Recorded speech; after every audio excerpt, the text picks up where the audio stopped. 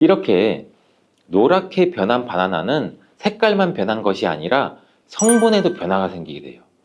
당뇨에 도움이 되는 저항성 전분은 점점 줄어들고 포도당과 과당 같은 당분은 점점 늘어나게 되는 거죠. 바나나는 속살이 부드럽고 달콤해서 남녀노소 누구나 좋아하는 과일 중 하나죠. 먹기도 편하고 다이어트에도 좋다고 알려지면서 굉장히 많은 분들이 먹게 되는 과일이 바로 바나나죠. 이 바나나도 함께 먹으면 보약이 되는 궁합이 좋은 음식이 있고 또 함께 먹으면 오히려 독이 되는 음식도 있답니다. 오늘 영상을 통해 이 바나나의 효능, 함께 먹으면 안 되는 음식, 함께 먹으면 보약이 되는 음식, 그리고 바나나의 보관 방법까지 바나나에 대한 모든 것을 알아가시기 바랍니다. 바나나가 어떤 상태일 때를 가장 좋아하시나요, 여러분들? 저는 이쁘게 노란색으로 숙성되었을 때 먹는 것을 굉장히 좋아하는데 그 이유는 초록색일 때는 아직 단맛도 조금 덜하고 식감도 약간 서걱서걱하고 약간 맛이 없는 것 같고 근데 또 갈색의 반점이 생기면 왠지 먹기에도 좀 찝찝하고 시간이 더 지나면 상한 것처럼 무르고 이런 생각도 들어서 먹기에 좀 꺼려지는데 근데 초록색 바나나, 노란색 바나나, 갈색 바나나 각각의 영양소가 달라진다는 사실 알고 계시나요? 먼저 초록색 바나나는 덜 익은 바나나는 맞아요. 근데 그렇다고 못 먹는 바나나는 아니에요. 단맛이 약간 적은데 그 대신에 건강에 도움이 되는 성분도 들어있어요. 바로 당뇨 환자에게 도움이 됩니다. 초록색 바나나가 당뇨 환자에 도움이 된다고? 이 초록색 바나나는 소장에서 분해가 되지 않고 대장까지 내려가서 대장의 미생물에 의해 분해되는 이 저항성 전분이란 게 풍부해요. 이 저항성 전분은 이 아밀로스가 많은 탄수화물을 말하는데 이 아밀로스가 포도당으로 분해가 잘 되지 않아서 이 포도당이 소장에서 흡수가 그럼 더 안 되겠죠. 그래서 그 결과 혈당이 급격히 오르는 것도 막아주는 역할을 해요. 이렇게 분해가 잘 되지 않고 남아있는 식이섬유가 많은 저항성 전분이 많은 음식들은 결국에는 우리 장에 유산균의 먹이가 되죠. 그래서 우리 장에 장내 세균총을 건강하게 만들 수가 있고 이로 인해서 또 인슐린 감수성도 풍부하게 해주고 면역력에도 긍정적인 효과를 나타낼 수가 있어요. 이 당뇨 환자분들이 바나나가 단맛이 좋은 열대과일이라서 못 드시는 것으로 생각하시는데 앞서 말씀드린 이유로 이 초록 바나나를 드시면 굉장히 도움이 됩니다. 그리고 이 초록 바나나는 소화되는 시간이 노란 바나나에 비해서 길기 때문에 이 포만감도 오래 유지시켜줘서 다이어트하는 식단에도 도움을 줄 수가 있어요. 이 저항성 전분은 이런 효능들로 인해서 비만 당뇨를 예방할 뿐 아니라 대장암도 예방하는 것으로 알려져 있어요. 단 한 가지 주의할 점은 이 과민성 대장 증후군이 있으신 분들이 초록색 바나나를 드시면 오히려 증상이 더 악화될 수 있으니 이 점은 주의해 주시길 바래요. 자, 두 번째로 노란 바나나인데 이 초록 바나나가 노란색으로 변할 수 있는 이유는 바로 그 에틸렌가스 때문이에요. 나무에서 똑 떨어진 바나나는 이 꼭지에서 에틸렌가스라는 물질이 분비가 되는데 이때 이 초록색을 띠게 만드는 이 클로로필이라는 색소가 에틸렌가스에 의해서 분해가 돼서 점점 노란색으로 변해가는 거예요. 이렇게 노랗게 변한 바나나는 색깔만 변한 것이 아니라 성분에도 변화가 생기게 돼요. 당뇨에 도움이 되는 저항성 전분은 점점 줄어들고 포도당과 과당 같은 당분은 점점 늘어나게 되는 거죠. 그렇기 때문에 초록색 바나나보다 노란색 바나나가 훨씬 더 단맛이 좋아지게 되는 이유죠. 식감도 더 부드러워지게 되고 향도 단향도 더욱 강해지고 소화도 초록색 바나나보다 더 잘 되게 돼요. 또 항산화 성분인 비타민 C와 비타민 E 그리고 식이섬유의 양도 풍부해져요. 노란색 바나나에서 시간이 지나면 갈색의 반점이 또 점점 생기기 시작하는데 이 반점을 슈가 스팟이라고 해요. 이름처럼 바나나의 당분 함량이 점점 높아지면서 당분이 농축돼서 만들어지는 건데 색깔이 변했을 뿐이지 상한 것은 아니에요. 그런데 이 슈가 스팟이 점점 많아질수록 바나나의 당분 함량이 높아지는 것 때문에 당뇨가 있으신 분들은 섭취하실 때 주의해 주시는 게 좋겠고, 최근에 바나나에 대한 연구가 굉장히 많이 또 진행되고 있는데 이 슈가 스팟이 생겼을 때 바나나의 성분에 대한 실험도 진행됐어요. 일본 데이쿄 대학 연구에 따르면 이 갈색 반점이 생긴 바나나의 면역 효과는 노란색의 바나나보다 최대 8배 높았으며 종양을 괴사시키는 물질로 알려진 우리 NK 면역세포를 또 활성화도 시켜준다고 해요. 이 NK 면역세포는 바이러스에 감염된 세포나 암세포를 직접 파괴하는 역할도 하고, 이 TNF라는 종양괴사인자를 분비해서 비정상세포의 증식도 억제하고 암세포의 자살도 유도한다고 해요. 이게 무슨 말이냐면, 쉽게 설명드려서 갈색 반점이 생긴 바나나는 면역력도 강하게 만들어주고 암 예방과 치료에도 도움을 줄 수 있다는 결과라고 보이죠. 이 바나나에 함유되어 있는 성분을 살펴보면 흔히 알고 있는 칼슘, 마그네슘, 다양한 미네랄도 풍부하게 함유되어 있잖아요. 또한 우리 몸에 에너지를 공급해주는 탄수화물도 풍부하게 함유하고 있어요. 운동 경기를 우리가 TV로 보다 보면 선수들이 중간에 바나나를 먹는 장면을 볼 수 있는데, 운동 중에 바나나를 먹으면 이 풍부한 탄수화물로 인해 에너지를 빠르게 공급해줘서 이 폭발적인 힘을 내는데도 도움을 줄 수 있다고 해요. 나이가 들면서 점점 몸 안의 호르몬이나 에너지 균형도 깨지고 건강도 점점 안 좋아지게 되는데, 특히 혈관 건강에 문제가 생기는 경우가 굉장히 많이 있어요. 이 혈관 건강에 문제가 생기면서 나타나는 대표적인 증상이 고혈압이 되겠죠. 이 때문에 나이가 들면서 혈압도 관리하는 게 굉장히 중요한데, 바나나에 풍부하게 함유된 칼륨은 세포의 삼투압과 수분의 평형을 유지 기능을 수행해서 몸 안에 나트륨을 배출하는 데 굉장히 많은 도움을 줘서 혈압을 조절하는 데도 도움을 준다고도 알려져 있죠. 성인의 하루 칼륨의 권장 섭취량이 남성은 약 한 4,700ml 정도 되고 여성은 3,500ml 정도 되는데, 실제로 섭취하는 칼륨의 양은 남성은 55%, 여성은 75% 정도만 섭취하는 것으로 통계를 통해 확인할 수도 있어요. 칼륨이 체내에서 부족하게 되면 혈압도 오르고 우리 심장에 무리도 줄 수 있으면서 이 근육의 경련도 일어나게 돼요. 또 힘이 빠지는 무기력증 등의 대표적인 증상도 나타날 수가 있죠. 또 바나나 한 개에는 하루 권장 섭취량의 약 15%의 칼륨이 함유되어 있어 우리가 부족한 칼륨을 보충하는데 탁월한 도움도 줄 수 있죠. 또 바나나에는 비타민 B6도 풍부한데, 이 비타민 B6는 피리독신이라고 불리우는데 인체의 기능을 정상적으로 유지하는 데 굉장히 중요한 역할을 하는 수용성 비타민이에요. 이 비타민 B6는 우리 신경 전달 물질을 생산하는데, 특히 행복 호르몬이라고 불리는 세로토닌의 합성에도 굉장히 중요한 역할을 해요. 이 세로토닌은 행복감과 안정감을 느끼게 해주고 우리 몸의 스트레스도 완화시켜주고 또 식욕을 조절해서 체중 감량에도 도움을 주고 수면의 질도 향상시켜 피로회복에도 도움을 주는 성분이에요. 이러한 효능으로 우울증, 불안장애, 불면증, 이렇게 정신질환도 같이 예방되고 치료하는 데에도 활용되는 성분이 세로토닌이에요. 쉽게 말해서 바나나를 섭취하면 행복감을 높일 수 있는데 도움을 줄 수 있다는 거죠.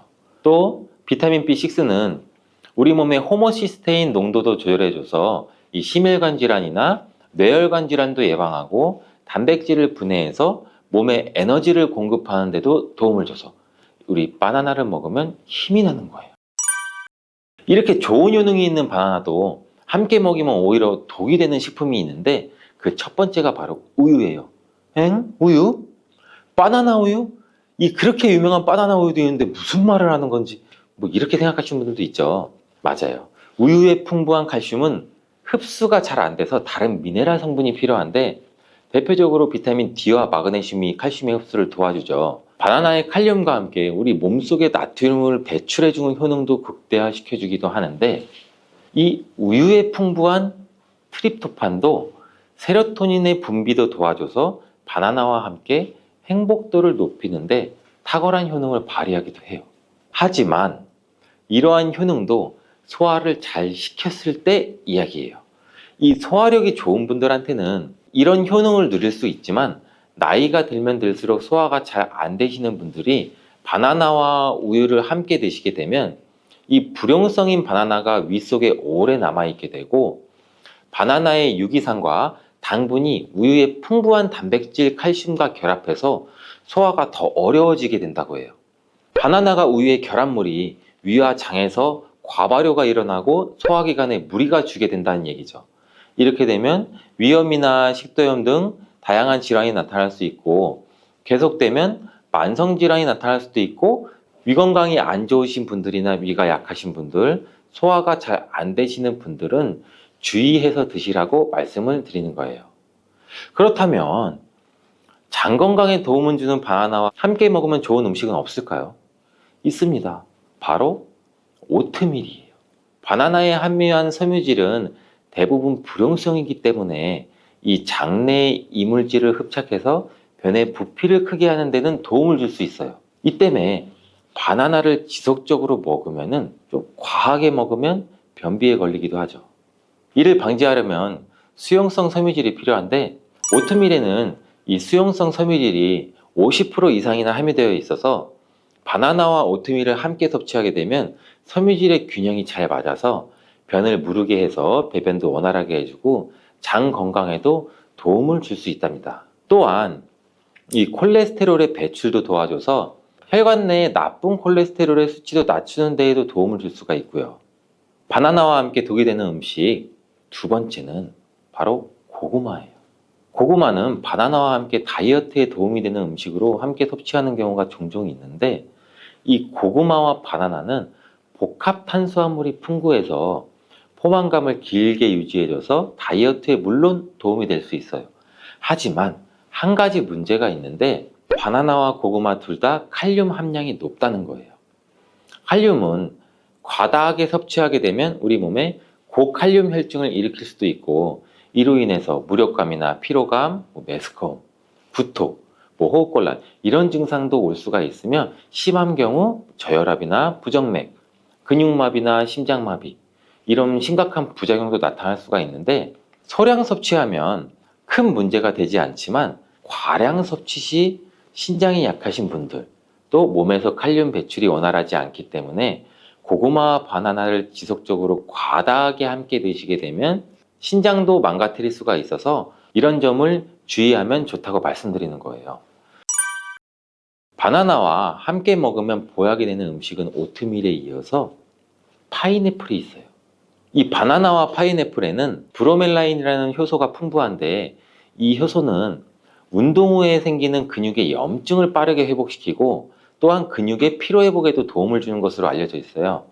또한 바나나와 파인애플을 함께 드시게 되면 단백질 분해를 극대화해서 소화도 돕고 소화기 질환에도 예방하는 효과를 가져요.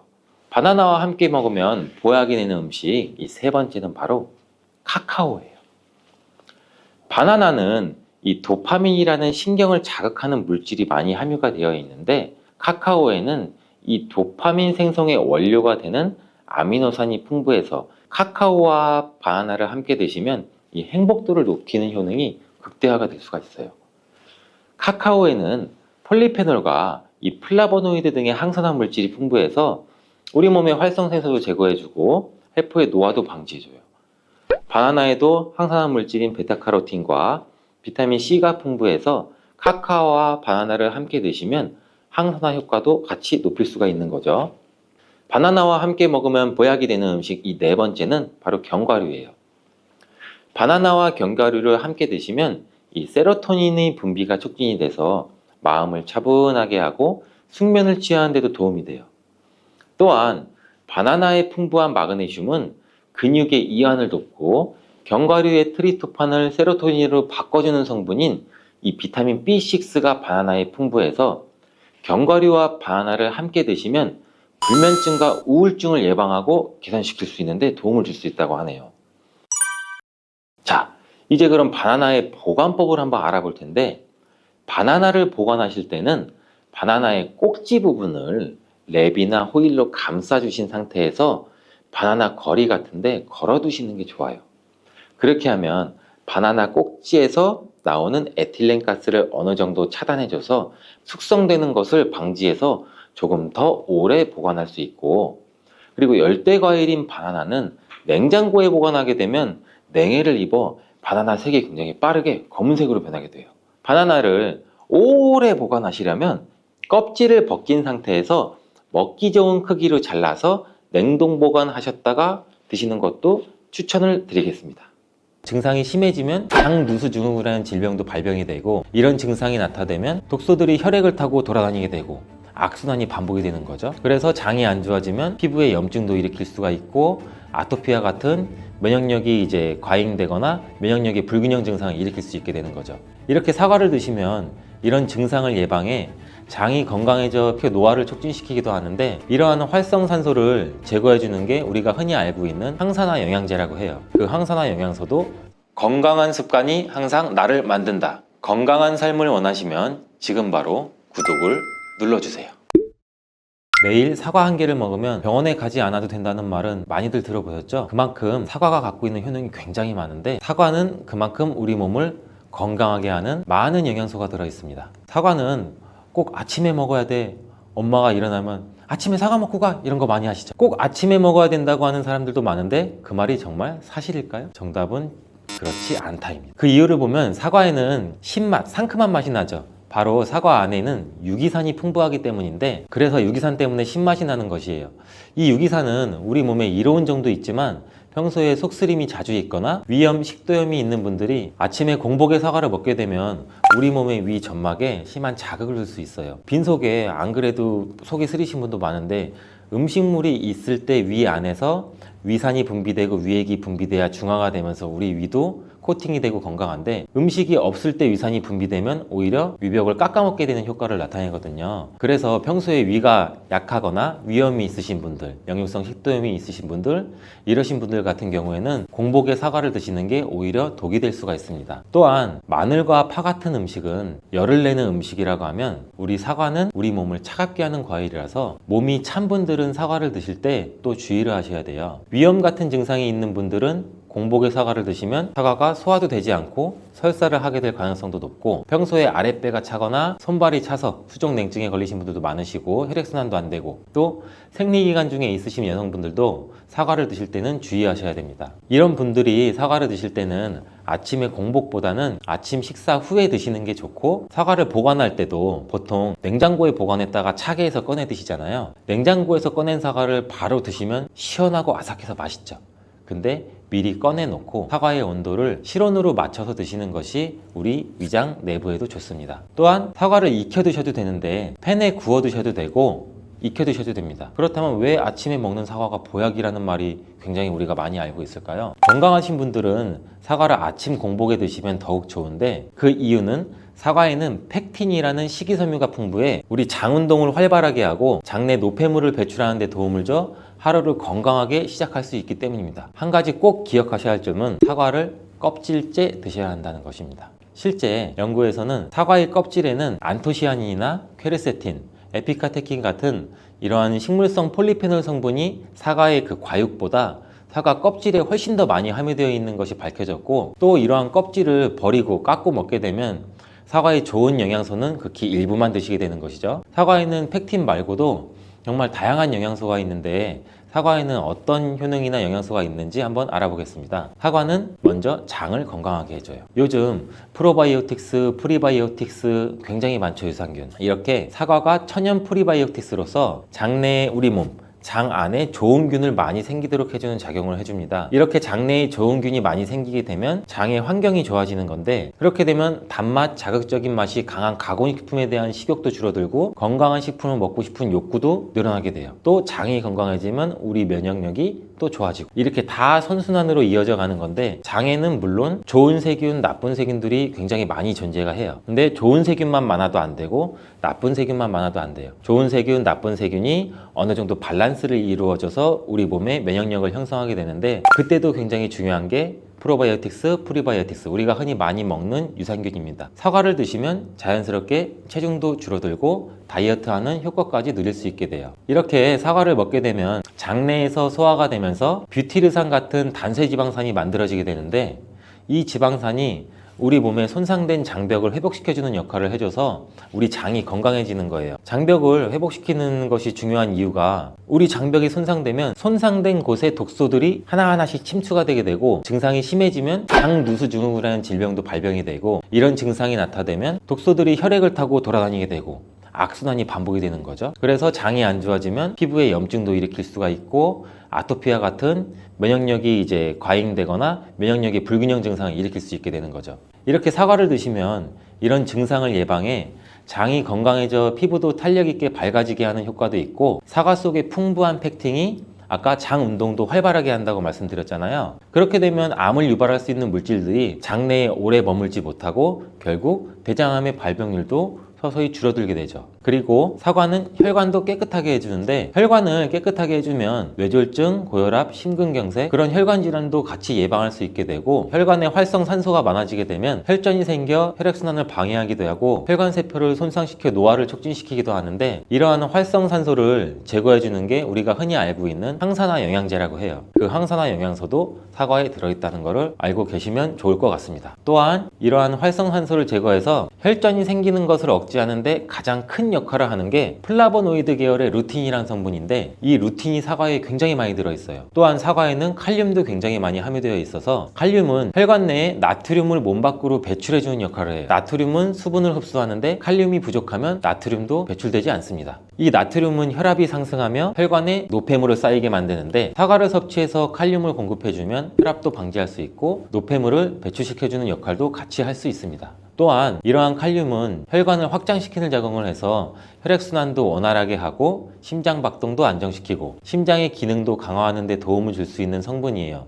근데 여기서 한 가지 주의할 점을 알려드릴게요. 활성산소가 혈관을 손상시킨다고 했잖아요. 근데 사과를 잘못 드시면 오히려 활성산소가 굉장히 많이 생기게 돼요. 바로 갈변된 사과를 드시는 것입니다. 사과를 먹고 남게 되면 밀폐 용기에 담아 보관했다가 나중에 드시는 경우 굉장히 많잖아요. 그때 우리가 단면이 사과가 갈색으로 변하게 되는데 이는 공기 중에 산소와 만나서 산패돼서 갈색으로 변한 것이거든요. 이렇게 산패된 사과를 드시면 활성산소를 제거하는 것이 아니라 오히려 활성산소를 증가시켜 혈관 건강에 악영향을 줄 수 있으니까 갈변된 사과는 그 부분은 바로 잘라내고 드시는 것을 추천드립니다. 또한 사과의 이로운 점 중 다른 하나는 사과는 혈당을 조절해서 당뇨를 예방하고 회복하는 데에도 도움을 줄 수가 있어요. 당뇨가 있으신 분들은 과당이 혈당을 올려 안 좋다고 알고 계시잖아요. 굉장히 많은 분들이. 근데 사과는 오히려 혈당을 조절해 주기 때문에 당뇨가 있으신 분들은 사과를 드셔야 됩니다. 식사하기 30분 전에 사과를 드신 후에 식사를 하시면 혈당이 급격하게 오르는 혈당 스파이크 현상도 막을 수가 있어요. 사과에 단맛 때문에 당뇨가 있는 분들이 사과를 드시는 것을 꺼려 하시는데 사과에는 단맛도 있지만 혈당은 올리는 GI 지수가 36으로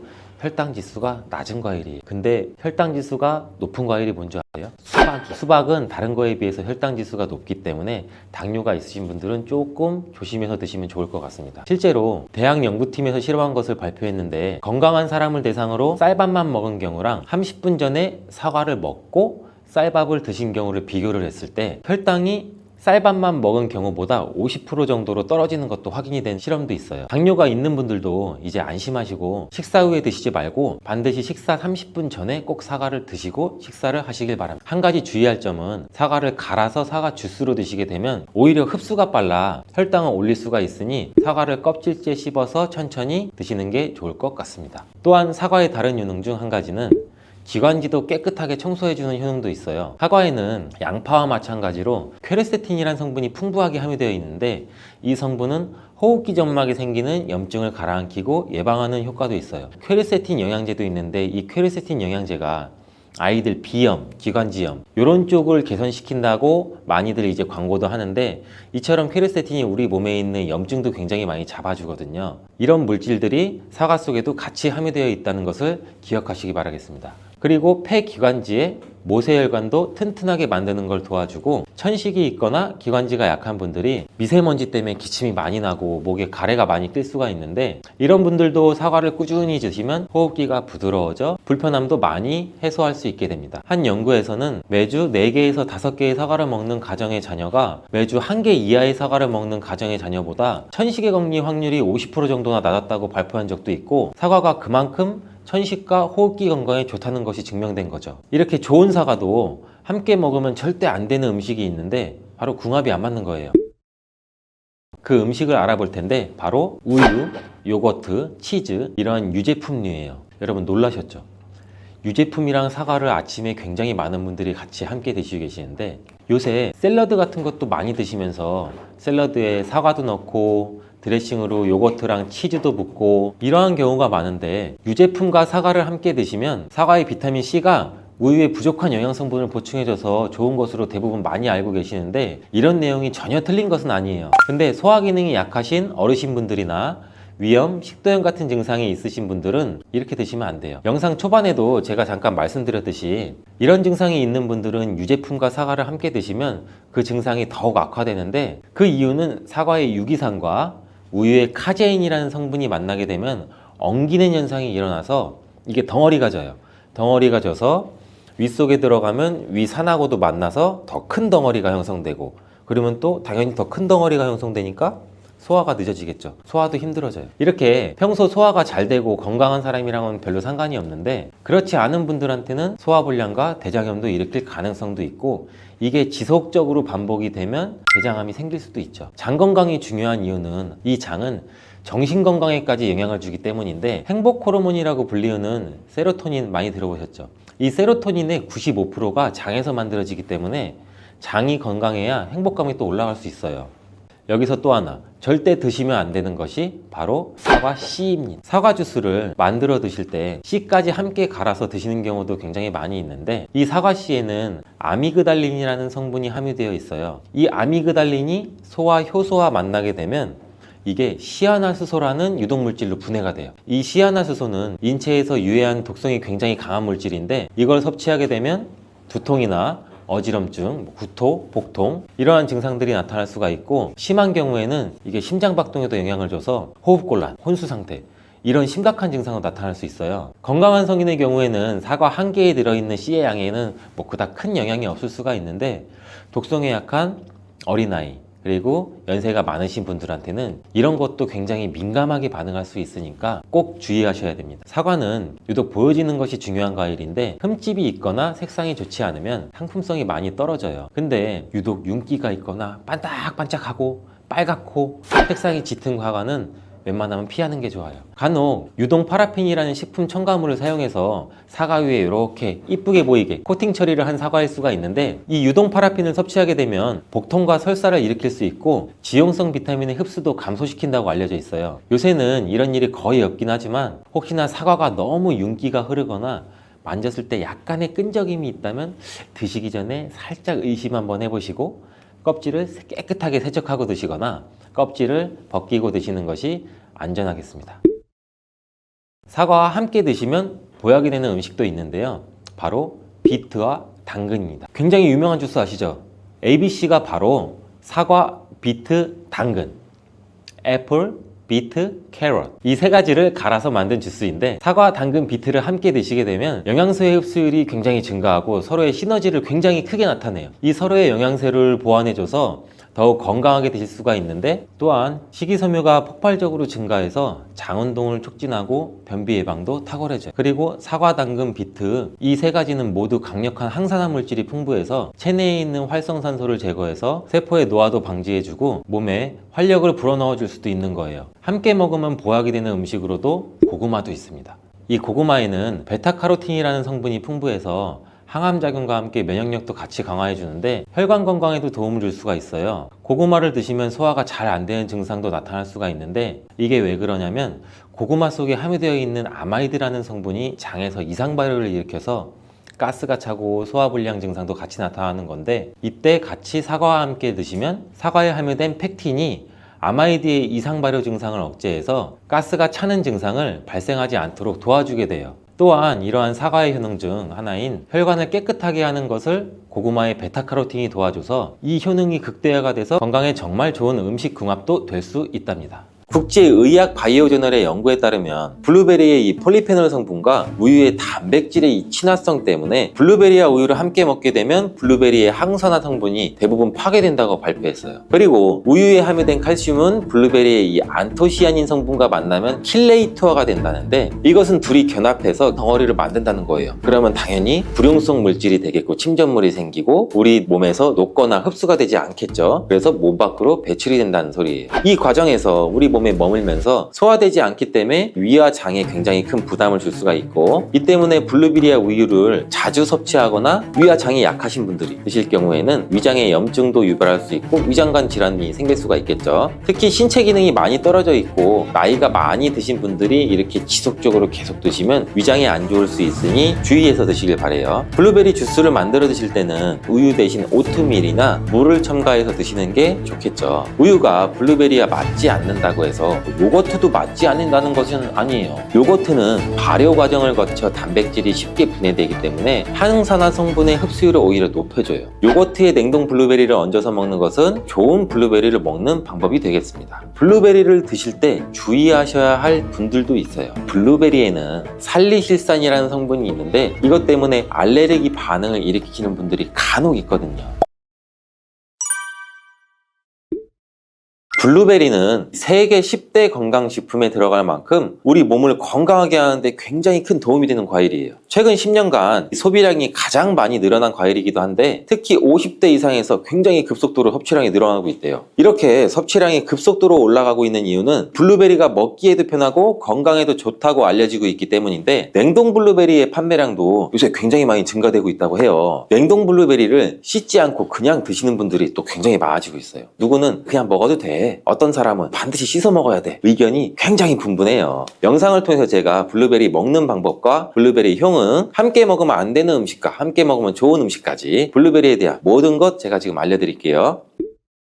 먼저 냉동 블루베리를 씻어야 되느냐 그냥 먹어도 되느냐, 제가 정리해 드릴게요. 결론부터 말하자면 씻어서 드시는 것이 안전하다입니다. 먼저 냉동 블루베리를 구입하셨다면 식품의 유형을 한번 확인하시기 바래요. 식품 유형에 과체 가공품이라고 적혀 있다면 씻어서 냉동한 블루베리이기 때문에 그냥 드셔도 되시긴 해요. 근데 식품 유형에 농산물이라고 표기가 되어 있다면 이것은 씻지 않고 냉동되어 유통된 블루베리이기 때문에 반드시 씻어서 드시는 게 좋아요. 근데 간혹 식품 유형이 표기가 되어 있지 않은 제품들도 있는데 이런 제품은 당연히 씻어 드시는 게 좋겠죠. 2022년 한국소비자연맹에서 현재 시중에 판매되고 있는 냉동과일, 블루베리, 망고, 딸기 등등 제품을 선정해서 안전성 평가를 했는데, 과체 가공품 같은 세척과일 제품에서 미생물, 잔류농약, 곰팡이, 독소 등의 검사에서 규격 기준에는 적합하긴 했지만 이 미생물과 잔류농약이 검출된 제품들도 있었어요. 이 자료를 바탕으로 한다면 이 냉동 블루베리 제품도 이미 씻어서 유통이 되고 있다고 할지라도 한 번 정도는 씻어 드시는 게 좋겠어요. 블루베리 씻는 방법은 흐르는 물에 약 30초 정도만 씻어주면 되는데, 깨끗이 빡빡 씻는다고 블루베리를 물에 오래 담가두거나 흐르는 물에서도 오래 씻으면 안 돼요. 블루베리에 함유된 안토시아닌 성분은 수용성이기 때문에 영양소가 다 빠져나가 버릴 수 있어요. 잔류 농약 또한 수용성이기 때문에 흐르는 물에 약 30초 정도만 씻어도 충분하니 걱정 말고 드셔도 괜찮습니다. 블루베리는 특별히 생과일보다 냉동 블루베리가 이 안토시아닌 함량이 높다고 해요. 이 시드니의 뉴사우스 웨일즈 대학의 연구진이 블루베리를 건조, 냉장, 냉동했을 때 핵심 영양소가 어떻게 변화되는지 실험을 했는데, 안토시아닌의 함량이 블루베리 1g당 생과일일 때는 7.2mg, 냉장 보관했다가 2주가 지났을 때는 5.7mg로 줄었고 건조했을 때는 4.3mg로 더욱 줄었대요. 근데 냉동 한 달 후에는 8.1mg으로 오히려 생과일 때보다 늘어났고, 냉동 3달이 지나자 7.9mg로 소폭 줄었지만 역시 생과일 때보다 많은 함량이 확인되었다고 해요. 실험 결과로만 보면 블루베리는 냉동으로 드시는 것이 가장 많은 영양분을 섭취할 수 있다는 말이 되겠네요. 추가로 눈 건강이나 심혈관 질환, 당뇨 등에 도움이 많이 되는 시중에 이 안토시아닌 함량이 개런티된 영양제도 많이 나와 있으니 꼭 블루베리나 빌베리와 같은 영양제를 드시려면 건강기능 식품으로 제조된 안토시아닌이 최소 50mg 개런티된 제품을 드시는 게 굉장히 좋겠죠. 그렇다면 그렇다면 다른 채소나 과일은 냉동했을 때 핵심 영양소의 함량이 어떻게 될까요? 이 영양소에 따라 보존력이 강한 것도 있고 약한 것도 있는데, 딸기의 한 종류인 이 라즈베리는 폴리페놀 성분이 핵심 영양소예요. 생과일일 때보다 냉동일 때가 킬로그램당 폴리페놀 함량이 약 100mg 정도 상승하는 것으로 나타났고, 당근의 경우에는 핵심 영양소가 이 베타카로틴이라는 거 많이들 알고 계시잖아요. 냉동 보관했을 때 3개월이 지나면 베타카로틴의 함량이 현저히 떨어져요. 이렇듯 냉동 채소, 냉동 과일은 핵심 영양 성분에 따라서 함량이 높아질 수도 있고 낮아질 수도 있어요.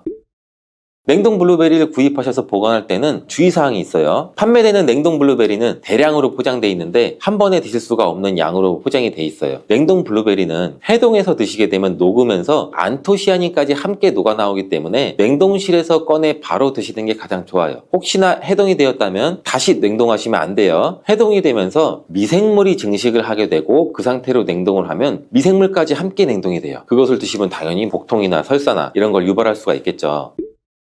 블루베리의 핵심 영양소인 안토시아닌은 폴리페놀의 일종으로 식물에 굉장히 많이 함유된 청자색을 띠는 성분이에요. 블루베리의 색깔이 짙은 보라색을 띠는 것은 바로 이 안토시아닌 성분 때문에 그런데, 안토시아닌의 과일변 함량에서는 빌베리 블루베리가 가장 높은 함량을 가지고 있는 것으로 알려져 있는데, 안토시아닌 함량이 높고 좋은 빌베리일수록 우리가 먹었을 때 입안에 보랏빛으로 착색이 심하게 되는 경우가 많아요. 인공색소가 아니기 때문에 전혀 걱정 안 하셔도 되고, 10분 정도 지나면 자연히 없어지니 시중에 빌베리, 블루베리가 포함된 건강기능 식품을 드셨을 때 오히려 착색이 되더라도 전혀 걱정하지 않으셔도 돼요. 안토시아닌의 가장 큰 효능은 눈을 건강하게 한다는 것. 이 안토시아닌은 로놉신의 제합성을 촉진시켜서 이 시력을 보호하고 백내장이나 안구건조 등 망막염 등 눈질환을 예방하기도 해요. 눈의 피로와 노화를 방지해서 초기 근시도 예방하는 것으로 알려져 있는데, 강력한 항산화 물질인 이 안토시아닌은 우리 몸의 활성산소를 제거해서 세포의 노화를 방지해 주는데 뇌 세포의 노화까지 같이 예방을 해준다고 해요. 폴리페놀 성분인 이 안토시아닌은 우리 뇌의 신경세포를 보호해주고 신경 전달 물질의 분비를 촉진시켜 뇌 기능도 향상시켜주면서 뇌의 해마를 자극해서 기억력도 향상시키고 치매를 예방하는 데도 도움을 줄 수가 있다고 해요. 이 테로스틸벤 성분이 뇌의 신경 전달 물질인 도파민과 노르에피네프린의 분비를 촉진시켜서 집중력을 향상시키는 데에도 도움을 주는 것으로 알려져 있고요. 간단히 말하자면 블루베리를 꾸준히 섭취하시면 기억력, 집중력을 향상시키고 치매를 예방하는 데에도 조금이나마 도움을 줄 수 있다는 거예요. 또한 활성산소를 제거하는 이 안토시아닌은 피부 미용에도 굉장히 좋은 효능을 발휘하는데, 이 피부 노화를 방지할 뿐만 아니라 염증을 제거하고 억제하는 효과도 있어 여드름 피부를 개선하는 데에도 도움이 돼요. 또한 비타민과 미네랄이 풍부해서 피부를 건강하게 유지하고, 풍부한 안토시아닌과 비타민C는 피부의 수분을 유지하는 데도 도움을 주고 주름도 예방하고 피부 톤도 밝게 하는 데도 도움을 줄 수가 있죠. 그리고 풍부한 식이섬유는 장의 운동을 촉진시켜주고 장내의 노폐물도 흡착하고 배출을 시켜서 피부 트러블 개선하는 효과도 같이 가지고 있어요. 나이가 들면서 머리 숱도 줄어들게 돼서 탈모를 걱정하시는 분들도 굉장히 많은데, 블루베리가 탈모 예방에도 굉장히 효과적이에요. 블루베리에 들어있는 이 안토시아닌은 튼튼한 모발이 자라날 수 있도록 모낭세포를 자극해주고 두피세포의 노화를 예방해서 탈모를 또 예방하게 되는 거예요. 블루베리에 함유된 또 비타민C는 머리카락 조직 형성에 필수적인 성분이고 콜라겐 생성을 촉진시킬 수 있는 성분이어서 모발을 강화하고 두피 건강을 증진하는 데에도 굉장히 큰 도움이 돼요. 항산화 성분이 안토시아닌은 머리카락 세포도 송산시키는 이 자유라디칼을 제거하고 머리카락 손상을 예방하는 데 도움이 돼서 탈모를 또 예방하는 그런 원리죠. 블루베리는 당뇨의 위험이 있는 분들한테 굉장히 큰 도움이 되거든요. 블루베리, 빌베리는 혈당 수치를 낮춰주고 당분을 에너지원으로 사용하는 이 신진대사의 과정을 촉진해주는 효능이 있어요. 미국의 당뇨병 협회는 빌베리, 블루베리를 당뇨병 슈퍼푸드라고 부르면서 블루베리를 꾸준히 드시면 인슐린 감수성을 향상시키고 혈당을 낮추는 데 도움이 된다고 발표했어요. 블루베리에 대한 연구를 굉장히 많이 진행을 했는데, 하루에 약 150g의 블루베리를 섭취한 실험군은 혈당 스파이크의 발생이 현저히 낮아졌고 인슐린 수치 또한 낮아진 것으로 확인되었다고 발표했어요. 블루베리에 함유된 이 안토시아닌 뿐만 아니라 칼륨, 비타민 B6는 또 심장 건강을 지키는 데 굉장히 큰 도움을 주는데, 이 성분은 우리 몸의 콜레스테롤과 혈액의 지방을 감소시켜서 혈액순환을 또 원활하게 해준다고 해요. 이러한 효능으로 심장마비나 협심증을 일으키는 죽상동맥경화증을 예방하는데 굉장히 큰 도움을 주게 되죠. 또한 호모시스테인이 우리 몸에 과다하게 축적이 되면 혈관을 손상시켜요. 그리고 혈전을 생성해서 이 심장마비, 뇌졸중 이런 심혈관 질환을 유발할 수 있는데, 블루베리의 풍부한 엽산과 비타민 B6는 호모시스테인의 축적을 방지해서 심혈관 질환도 예방할 수가 있어요. 블루베리를 많이 드시는데 이 블루베리 잎에는 관심이 별로 없는 것이 사실이에요. 블루베리 잎이 열매의 항산화 효능보다는 뛰어나다고 하는 사실 알고 계신가요? 블루베리 잎은 열매보다 이 안토시아닌 함량이 또 높고, 또한 폴리페놀의 일종인 클로로겐산의 함량도 높아서 열매보다 항산화 효과가 20배에서 30배 정도 높은 것으로 알려져 있어요. 굉장히 놀랍지 않아요? 이러한 블루베리 잎은 차로 우려서 드시면 되는데, 물 1리터 정도에 잎 약 4g 정도를 넣고 10분 정도 끓인 후에 식혀서 드시면 돼요. 블루베리가 새콤달콤 맛이 난다면 블루베리 잎차는 구수한 맛이 나더라고요.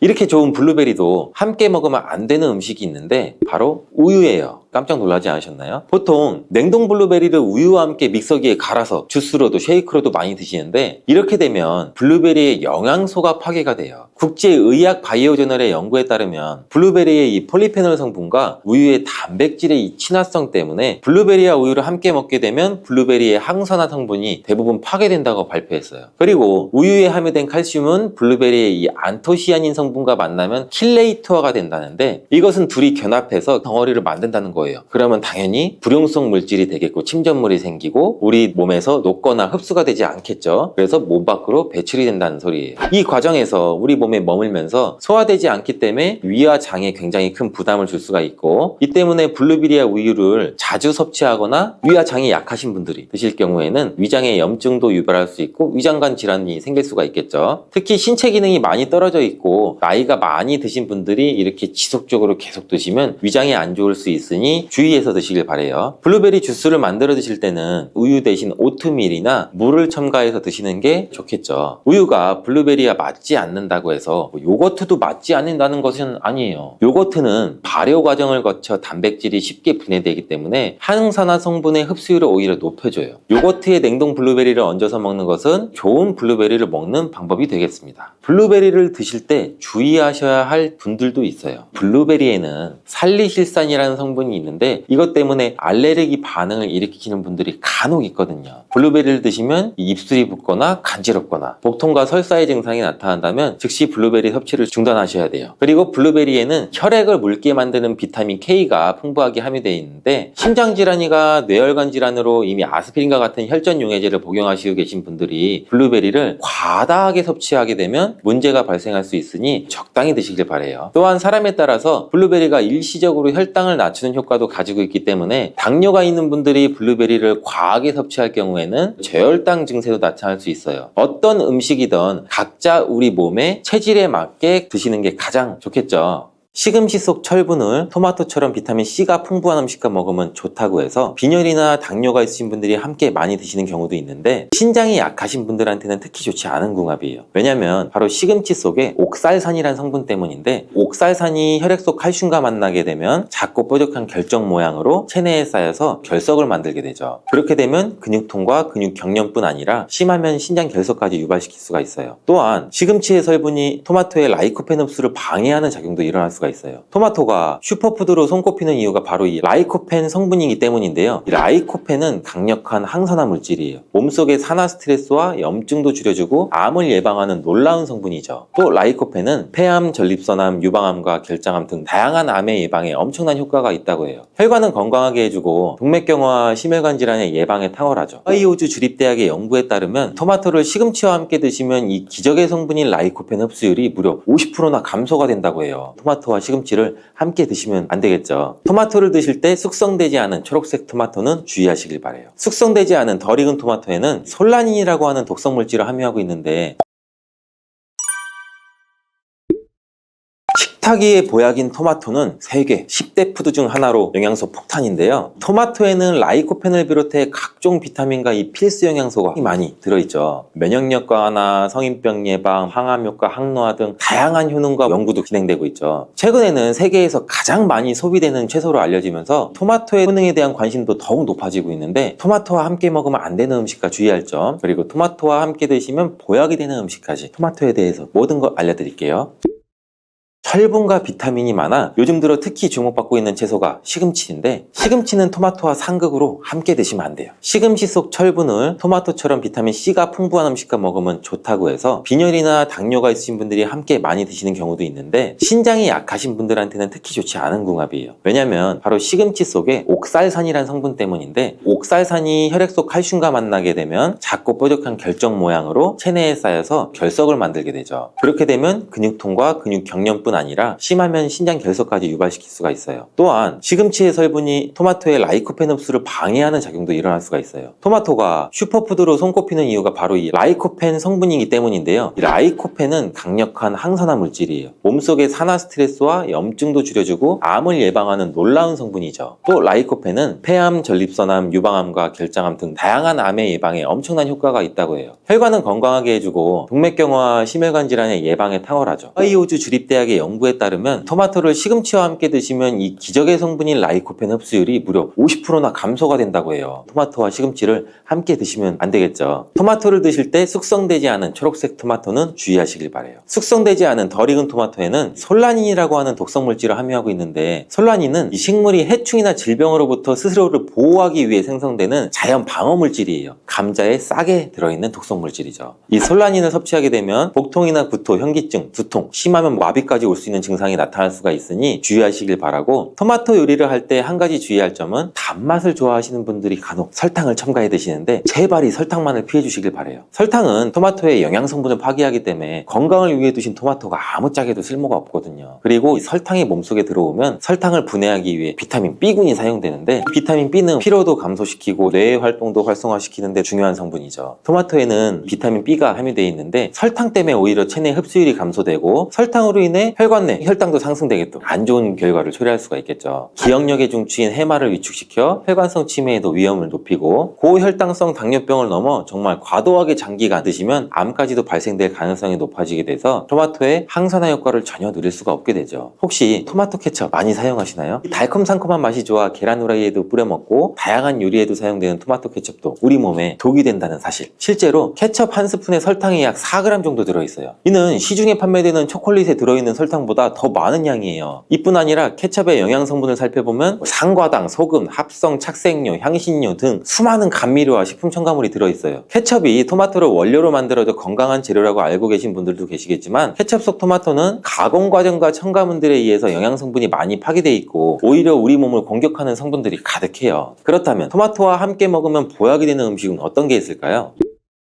토마토는 비타민, 베타카로틴, 라이코펜, 무기질 등 영양 성분이 굉장히 풍부해요. 한 가지 부족한 영양 성분은 단백질이에요. 양질의 단백질과 함께 드시게 되면 거의 완벽한 영양 성분을 우리 몸에 보충할 수 있는데, 그 중에서도 특히 추천드리는 것은 고기예요. 50대 이후 나이가 들수록 꼭 고기를 챙겨 드셔야 하는 가장 큰 이유는 단백질인데, 단백질은 우리 몸의 중요한 구성 성분으로 세포와 근육의 주 재료라서 만약 단백질 섭취가 부족하면 잇몸도 약해지고 치아도 빠지기도 하고 머리카락도 얇아져 탈모가 오기도 하고 면역세포를 충분히 만들어내지 못하게 돼요. 물론 콩과 두부도 훌륭한 단백질 공급원이지만 식물성 단백질은 필수 아미노산의 종류나 양이 충분하지 않을 수가 있어요. 반면 동물성 단백질은 식물성 단백질보다 우리 몸에 흡수가 잘 되기 때문에 나이가 들수록 반드시 조금이라도 챙겨 드셔야 돼요. 또한 단백질은 행복 호르몬으로 알려진 세로토닌의 원료로 우울증을 예방하는 효과도 있어요. 특히 돼지고기 속에 풍부한 비타민 B1은 뇌 기능을 활성화해서 치매를 예방해 주기도 해요. 이렇게 좋은 고기를 섭취할 때도 한 가지 문제가 있는데,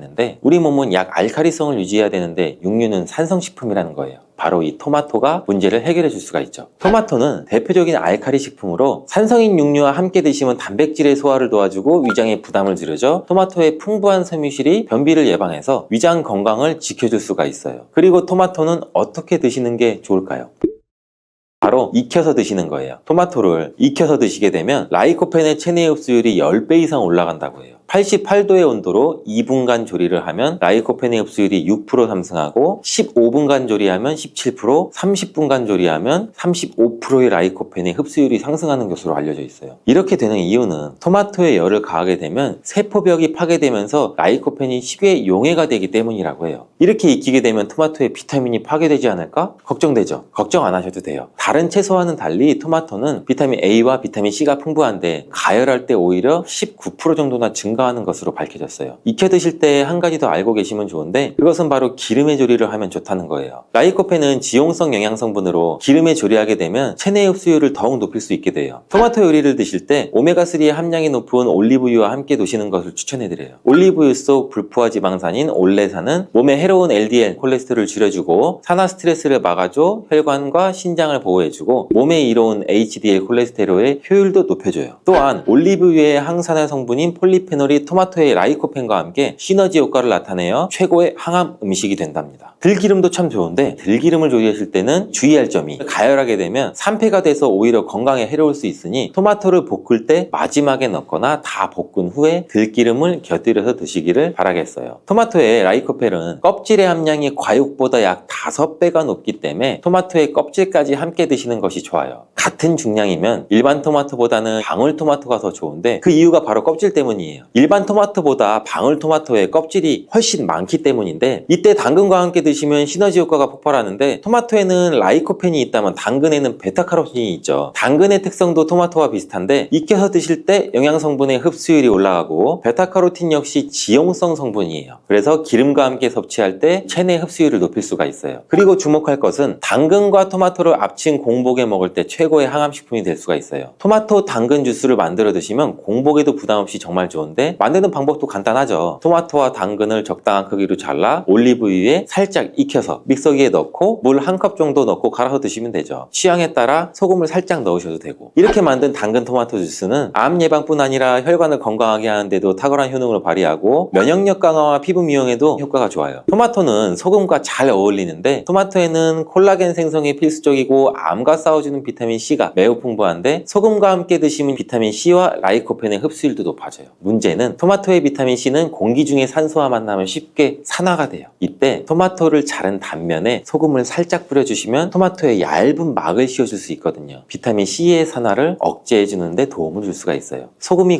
걱정이시겠지만 토마토에는 혈압을 낮추고 심혈관 질환의 발병률을 줄여주는 칼륨이 매우 풍부하게 들어있어서 칼륨이 오히려 나트륨을 배출해주고 오히려 세포와 에너지의 대사가 원활해지는 효과가 있어요. 또 토마토와 함께 드시면 좋은 식품으로 계란을 빼놓을 수가 없죠. 완전 식품의 대표주자 계란에는 단백질이 풍부하지만 비타민 C와 식이섬유가 부족한데 이를 토마토가 보충해줘서 토마토의 부족한 단백질을 계란이 보충해줘요. 함께 섭취할 때 좋은 시너지 효과를 낼 수가 있어요. 토마토의 라이코펜도 계란과 함께 섭취 시 체내 흡수율이 높아지고 항산화 효과와 면역력 강화에도 좋은 효과를 나타낼 수가 있죠. 토마토와 계란은 함께 볶아서 드시면 되는데 만드는 방법도 알려드릴게요. 먼저 계란을 풀어 달궈진 팬에 넣고 스크램블처럼 만들어주죠. 만든 스크램블은 접시에 옮겨 놓고 팬에 올리브유를 넣고 다진 파를 볶아 파기름을 내줘요. 그리고 적당한 크기로 자른 토마토를 넣고 잘 볶다가 마무리 될 때쯤에 접시에 옮겨 놓았던 스크램블을 넣고 조금 더 볶아주면 끝. 정말 간단하죠. 취향에 따라서 간장이나 굴소스 같은 조미료를 기호에 따라 살짝씩 첨가해 주셔도 되죠. 이렇게 토마토 계란 볶음은 아침 공복에 드시면 소화도 잘 될 뿐 아니라 풍부한 영양 성분과 계란의 포만감으로 다이어트에도 정말 좋은 식품이 돼요. 브로콜리도 참 좋은데 브로콜리는 토마토와 함께 세계 10대 푸드에 들어가는 채소예요. 토마토가 전립선 암에 좋다고 했는데 브로콜리와 함께 섭취하시게 되면 효과는 더욱 증가된다는 연구 결과도 있어요. 또한 브로콜리는 토마토의 영양 성분 흡수율을 높여주고 혈압을 조절해주고 동맥경화를 예방하는 데에도 도움을 준다고 해요. 또 아보카도라는 과일 알고 계시죠? 아보카도 또한 토마토와 함께 먹으면 좋은 음식인데 아보카도에는 불포화 지방산이 풍부해서 토마토의 라이코펜 성분을 흡수하는 데 도움을 줘요. 아보카도에는 루테인, 지아잔틴 같은 이 카로티노이드 성분도 풍부해서 눈 건강에도 도움을 주는 효과도 발휘하기도 하죠.